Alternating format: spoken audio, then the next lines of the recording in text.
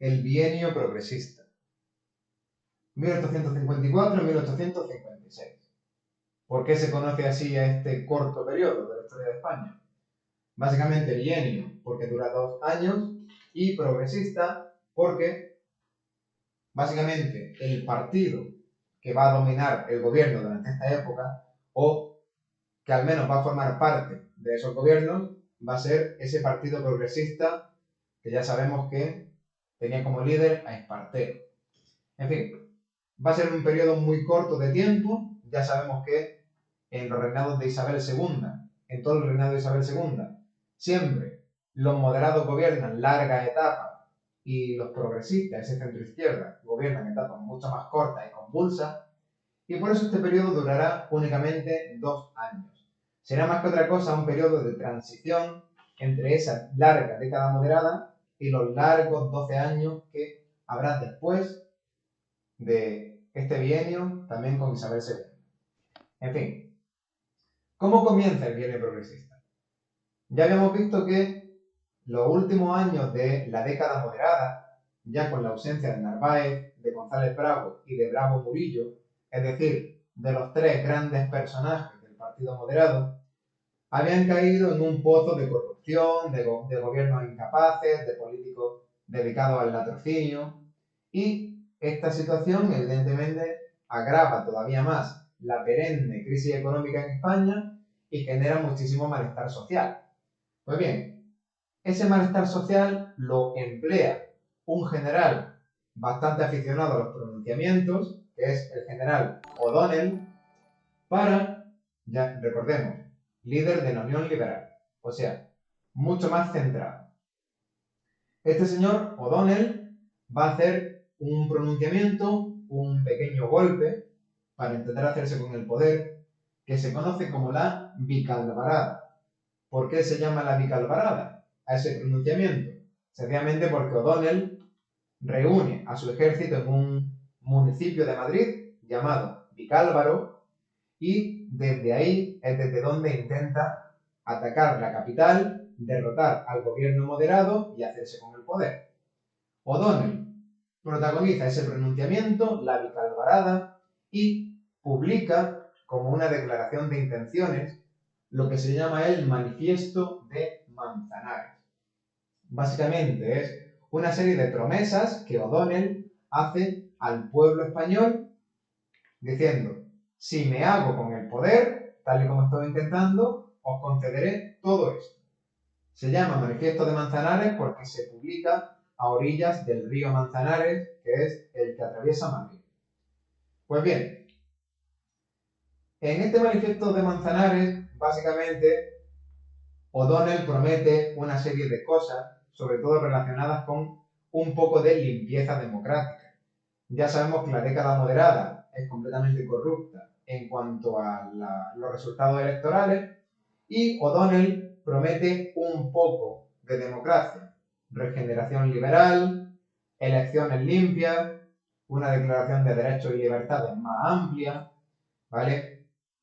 Y sobre todo unas nuevas cortes constituyentes que den paso a una constitución de verdad, una constitución democrática de verdad, que sustituya a esa constitución moderada de 1845 que todavía daba prácticamente todo el poder a la reina y nada al pueblo.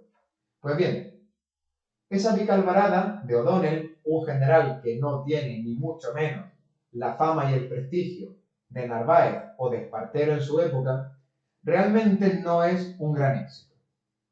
No consigue ni mucho menos extenderse a toda España, sino que se queda simplemente en una serie de enfrentamientos callejeros en Madrid. O sea, la bicalvarada se reduce a una pequeña guerra civil por el control de la capital, entre los sublevados de O'Donnell y el ejército moderado, el ejército que todavía apoya al gobierno corrupto de la década moderada. Bien, dándose cuenta O'Donnell de que por sí mismo no tiene ni el suficiente prestigio, ni fama, ni la suficiente capacidad de mando para conseguir una victoria clara y hacerse con el poder como intenta, va a recurrir a esa gran figura exiliada en Londres a la que la gente ya, olvidando sus pequeños pecaditos, como haber bombardeado Barcelona hasta los cimientos, la gente empieza a echar de menos como una figura legendaria que nos salvó en el pasado, en esa guerra carlista, O'Donnell va a pedir ayuda a Espartero. Le va a pedir a Espartero que regrese desde Londres, le ayude a acabar con esa guerra civil y así tomar el poder como pretendía en toda España, acabando con la corrupción de la década moderna. Efectivamente, Espartero va a aceptar. Espartero acepta la oferta de O'Donnell, vuelve a España, se presenta en Madrid y ahí que la situación era muy confusa, básicamente la presencia de Espartero es suficiente para que quienes seguían defendiendo al gobierno moderado se rindan. La bicalvarada triunfa en el momento que Espartero se pone al frente de la misma. Los últimos restos de resistencia del gobierno moderado se rinden ante la simple presencia de Espartero. O sea, éxito de su regreso. Bien, así, después de ese golpe, empezaría la etapa de gobierno de este bienio progresista. Básicamente, dura 2 años, la etapa de gobierno, 55 y 56. En el 55 el presidente será Espartero y en el 56 el presidente del gobierno será O'Donnell. En fin, ¿cómo va a funcionar este gobierno entre los dos generales? Pues bien, va a ser un gobierno de coalición. ¿Qué significa un gobierno de coalición? Un gobierno en el que conviven ministros de dos partidos políticos. Sería algo muy similar al que tenemos hoy en día, 14 de enero de 2021, en el gobierno de España. Básicamente, aunque Espartero va a ser el presidente del gobierno, porque es la figura más prestigiosa, los ministros se van a repartir de forma igualitaria entre los dos partidos de la bicalvarada. Básicamente, los progresistas y la Unión Liberal. Así, los dos partidos tienen su representación y su cuota de poder y el poder se lo reparten Espartero como presidente del gobierno y O'Donnell como el líder del otro partido que forma parte del gobierno. Bien, Espartero presidente, pero gobierno de coalición. ¿Qué van a hacer estos señores en 1855? Van a empezar a cumplir promesas. ¿Qué promesa se hizo en el manifiesto de Manzanares? Pues, por ejemplo, la de convocar cortes constituyentes. Y se hizo también la promesa de unas elecciones limpias. Pues bien, en las Cortes Constituyentes de 1855, para hacer una nueva constitución, se vota por sufragio universal masculino. Todos los varones mayores de edad pueden votar. Y el resultado no se amaña demasiado. ¿Por qué? Porque después del hartazgo del pueblo con la corrupción de la década moderada, estos señores saben perfectamente que estas elecciones las van a ganar. Las van a ganar progresistas y Unión Liberal de calle. Por tanto, no es necesario el fraude electoral. Si hubiese sido necesario, seguramente se habría utilizado. Pero como no lo es, se mantiene esa promesa de unas elecciones limpias. Además de convocar esas cortes constituyentes, durante 1855 se van a decretar la libertad de prensa y la libertad de culto. La libertad de culto se decreta por primera vez en toda la historia de España y es un contraste clarísimo frente a esa oficialidad de la religión católica que había tenido España con los gobiernos moderados de Narváez. Ahora, volvemos a romper toda relación con la Iglesia Católica, declaramos por primera vez libertad de culto, o sea, los españoles pueden profesar la religión que les dé la gana o ninguna, si no quieren, y, por supuesto, retomaremos las desamortizaciones. Ya sabemos que los gobiernos progresistas siempre la toman con la Iglesia Católica. Pues bien, libertad de culto y además libertad de prensa. Esto es una cosa curiosa. La libertad de imprenta, el hecho de poder imprimir prácticamente lo que te dé la gana sin ser por ello penalizado o perseguido con penas de cárcel. ¿Por qué hacen esto Espartero y O'Donnell? Básicamente porque entre el pueblo se ha extendido mucho el gusto por la sátira política. La sátira sobre todo sobre Isabel II.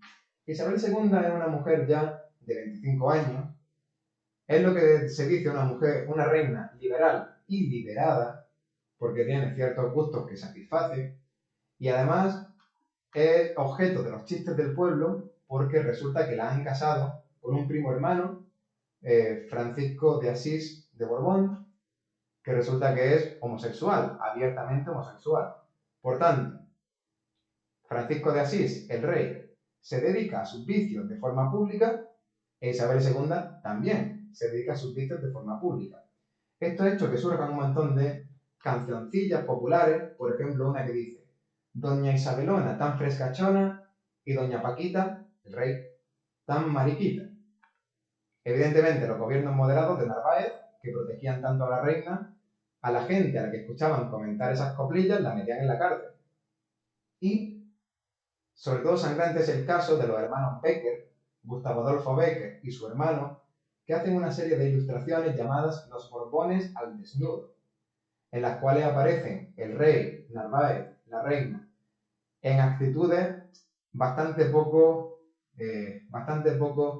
respetables o ejemplares, ¿vale? Se pueden buscar en Google. Los Borbones al desnudo.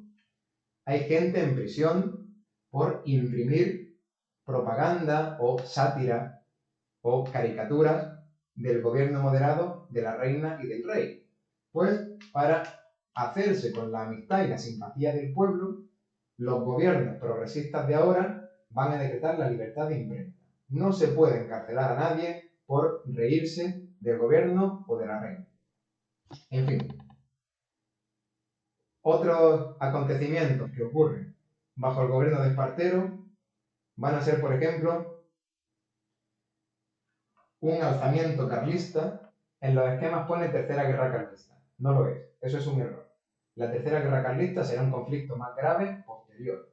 Ahora simplemente hay un pequeño alzamiento carlista, uno más, en respuesta a los ataques contra la Iglesia Católica. Recordemos que los carlistas son ultracatólicos y en este caso intentan defender a la Iglesia Católica de los abusos del gobierno de Espartero.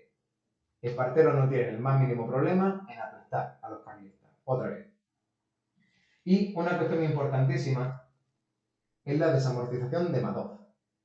Madoz es un ministro del gobierno de Espartero, del Partido Progresista, que va a llevar a cabo una nueva desamortización.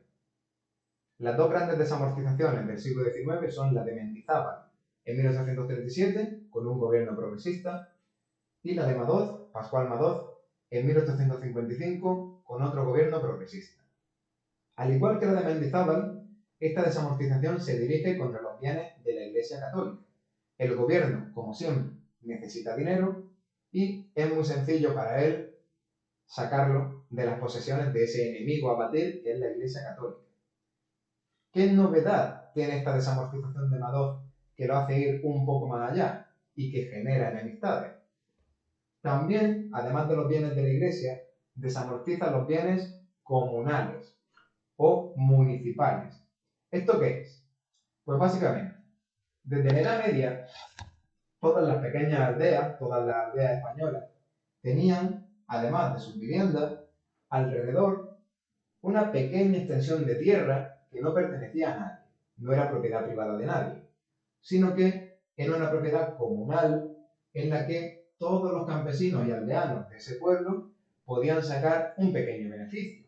Por ejemplo, había unas zonas de bosque a las que podían ir a buscar madera o leña, había zonas de pasto a las que podían llevar a su ganado a alimentarse, había zonas de campo más o menos fértil cerca de los ríos, donde podían sembrar un trocito de patata, hortalizas, ese tipo de cosas. En fin, tierras que no eran propiedad de nadie, sino un poco de todo. O sea, se beneficiaban todos, la comunidad. Esto, que está muy bien para la economía campesina, en realidad, para el punto de vista del gobierno, es muy malo en cuanto a productividad de la tierra. Porque evidentemente, si la tierra no pertenece a nadie, nadie se esfuerza al máximo en sacarle el máximo rendimiento. Entonces, las tierras comunales suponen para el conjunto de España un desperdicio. El gobierno progresista piensa, Si esas tierras comunales están en manos privadas de un dueño, ese dueño hará el trabajo y las inversiones necesarias para sacar la máxima producción de alimentos y por tanto el campo español producirá más y habrá más riqueza en el campo. Esa es la lógica de la desamortización de Madoz. Así, todas estas tierras comunales van a ser expropiadas a los pueblecitos y las aldeas que se beneficiaban de ellos y van a ser vendidos por lotes a propietarios privados. Siempre con esa doble intención de una desamortización. 1. Conseguir dinero rápido para las arcas del Estado. Y 2. Conseguir aumentar la producción de alimentos del conjunto del país, mejorando en este caso la estructura de la propiedad de la tierra, pero a cambio fastidiando y mucho la ya precaria economía de los campesinos. Total, que esa es otra cosa que hace el gobierno de Espartero. En fin, ¿por qué va a dejar Espartero la presidencia del gobierno después de solo un año? Pues mirad, ya sabemos cómo es la situación económica en España. La deuda pública está disparada, nuevos conflictos como ese alzamiento carlista hacen que haya que emitir más deuda para pagar a los soldados y las armas. Además de esto, la desamortización de Madoz ha perjudicado mucho a los pobres campesinos que ahora se encuentran con que ni siquiera pueden recurrir a esa tierra que de toda la vida su familia ha sacado patatas, pastos, leña, que ven su economía todavía más reducida, y esto crea mucho malestar entre los campesinos y entre los sectores más conservadores, los moderados y los carlistas, que no están de acuerdo con el ataque a la Iglesia Católica. Ante eso, el gobierno de coalición, Espartero y O'Donnell, debaten cuál es la solución y Espartero apuesta por reprimir cualquier desobediencia por la fuerza de las armas. Ya sabemos cómo se la casta Espartero. O'Donnell le pide que sea algo más centrado, como es él, y que intente negociar o reconducir un poco la situación. Por tanto, Espartero dimite. No se le permite resolver ese problema de malestar social de los campesinos y los conservadores con sus propios medios, pues abandona el gobierno, Espartero, ¿vale? El gobierno seguirá siendo el mismo, los mismos ministros, a media entre Partido Progresista y Unión Liberal, pero ahora Espartero será sustituido en la presidencia del gobierno por O'Donnell, por Leopoldo O'Donnell. Bien, y así empieza el año de gobierno de Leopoldo O'Donnell, que es 1856. Bien, obras del gobierno de O'Donnell, de 1856. Lo primero, el objetivo por el cual se habían convocado las Cortes Constituyentes, hacer una constitución. Básicamente, esas elecciones constituyentes, por supuesto, las ganan de forma masiva Progresista y Unión Liberal, tal y como estaba planeado. Los moderados, los demócratas y los carlistas son una minoría que cuenta poco. Y por tanto, la constitución que salga de esas Cortes Constituyentes será muy adecuada a los principios del progresismo. Será bastante moderna, digamos.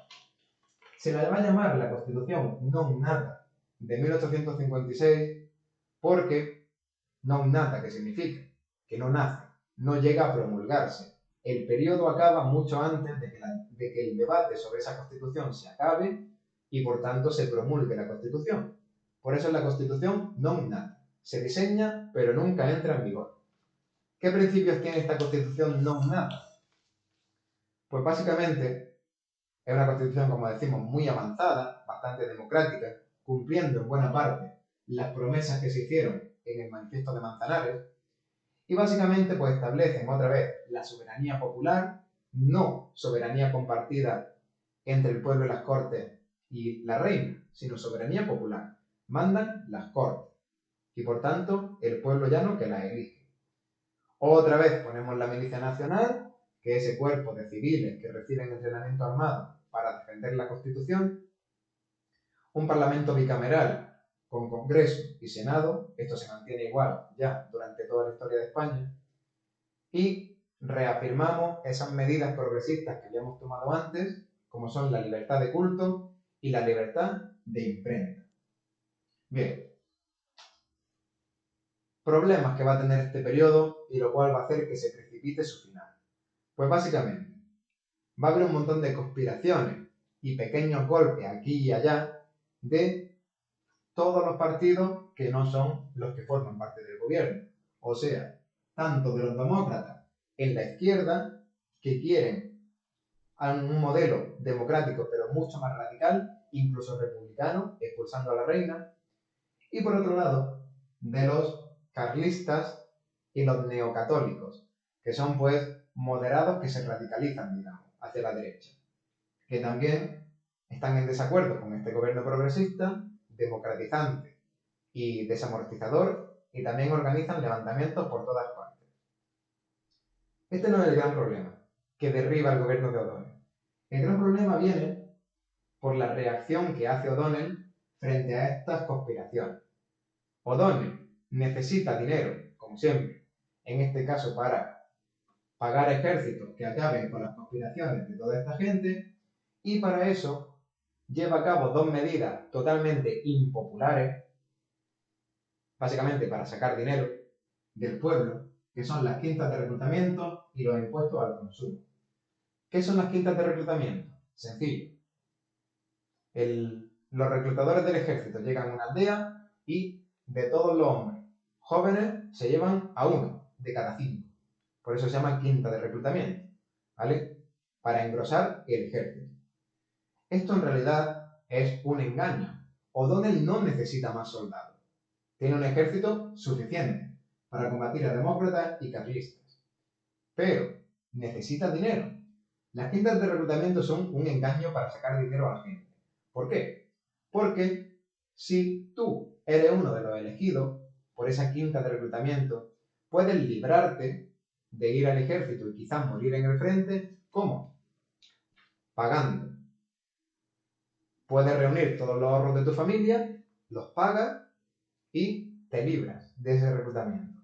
Así, muchas familias campesinas que ya lo están pasando mal, como siempre, ante la posibilidad de que el gobierno se les lleve a un hijo para morir en una guerra absurda, reúnen todos sus ahorros, los pagan y se quedan con su hijo, pero pobre más incluso que antes.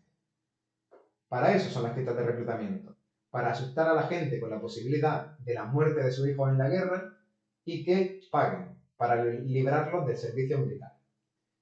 Y otra medida, también destinada a sacarle el dinero a la gente y también supremamente impopular, que son los impuestos al consumo. Los impuestos al consumo son básicamente algo así como el IVA en la actualidad. Significa que cada cosa que un ciudadano español compre o venda, una parte de esa cosa tiene que ir para el gobierno. Es decir, si yo compro 100 kilos de lana, pago su precio y además un 10 o un 20% extra como impuesto al gobierno. ¿Vale? O si yo vendo, soy un campesino y vendo mi cosecha de trigo, un 20% del precio de esa cosecha de trigo tengo que dárselo al gobierno como impuesto al consumo.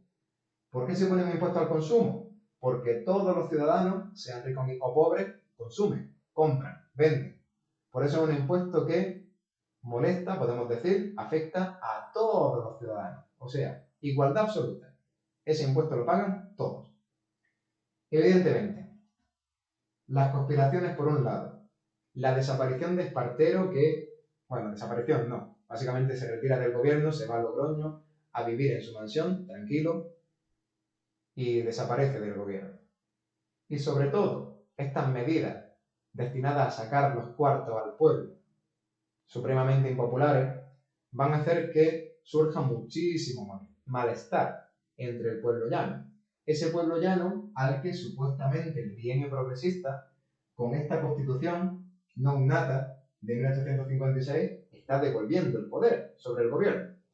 Pues bien, ante este malestar general, el pueblo enfadadísimo, los políticos sin saber hacer frente a la cuestión, España arruinada, creando impuestos, básicamente que son trampas, y sangrando más todavía a los campesinos, la situación se vuelve bastante difícil de controlar y O'Donnell hará un movimiento que nos puede parecer absurdo, pero que tiene mucha relación con lo absurdo de la historia de España en el siglo XIX, que es que se hace un autogolpe. Es decir, coge a su ejército, disuelve su propio gobierno, o sea, se da un golpe contra sí mismo y nombra un gobierno nuevo, un gobierno que va a ser completamente de la Unión Liberal. Ya sabemos que O'Donnell era mucho más centrado que ese partido progresista que estaba a la izquierda, y por tanto lo que hace O'Donnell es poner fin a su propio gobierno. Termina con este gobierno que tiene que compartir con los progresistas, rodeando el Congreso con su ejército, depone a todos los miembros de su gobierno y así acaba el bienio progresista. Y empezará el último periodo, la hegemonía de la Unión Liberal, cuando ya O'Donnell forme un gobierno nuevo, todo integrado por miembros de su partido, mucho más de centro, se olvide de todas estas promesas que hizo Enrique Álvaro, de ese giro democratizador y modernizador, y gobierne de una forma mucho más centrada y conservadora. Así acabaría el bienio progresista. O'Donnell lo comienza con un golpe contra los gobiernos moderados y O'Donnell lo termina con un golpe contra sí mismo, para derribar a su propio gobierno porque ya no quiere seguir compartiéndolo con ministros progresistas. Hasta aquí el periodo.